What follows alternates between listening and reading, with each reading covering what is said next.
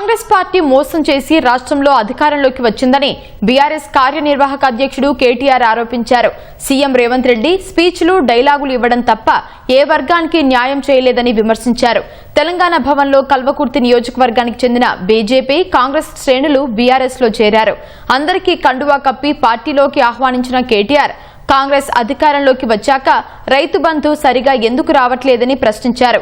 Urea ఎందుకు దొరకట్లేదని నిలదీశారు. రేవంత్ రెడ్డికి రైతుల మీద ప్రేమ ఉంటే రైతు భరోసా నిధులు వాయిదాలుగా ఎందుకు ఇస్తున్నారని కేటీఆర్ నిలదీశారు.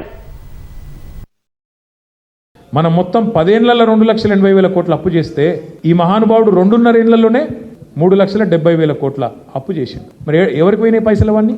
రైతు బంధు పడతలేదు. రాహుల్ బంధు మాత్రం జోరుగా నడుస్తుంది. రైతు బంధు లేదు.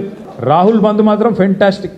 ఎలక్షన్ల ముందు దానవీర శూరకర్ణ, ఏది కావాలంటే అది ఇస్తా అన్నాడు. ఇప్పుడు కుంభకర్ణ. ఎలక్షన్లకు ముందేమో పాలమూరు బిడ్డ, ఇప్పుడు పాలమూరు ప్రాజెక్టును పట్టించుకోని బిడ్డ. ఎందుకు మరి నువ్వు ముఖ్యమంత్రిగా ఉండి ఏం లాభం ఈ రాష్ట్రానికి? నీ నాగర్ కర్నూలులో నీ పాలమూరులో ఇలా రైతులు రోడ్డుకి ధర్నా చేస్తుంటే సిగ్గనిపిస్తలేదా? రైతు బంధు పడతలేదు. రైతుల ధాన్యం ఇవాళ రోడ్ల మీద తడిచి రైతులు ఏడుస్తుంటే బాధ అనిపిస్తలేదా? ఇంకా ఆయన అంటున్నాడు మేము తిడుతుంటేనంట, ఇట్లా విమర్శ చేస్తుంటే ప్రజల పక్షాన ఆయనకు మా తిట్లు వింటుంటే ఆయనకు సాడిస్టిక్ ప్లెజర్ వస్తుందంట, పైశాచిక ఆనందం వస్తుందంట. ఏమనాలి ఆయనను మేము ఇంకా?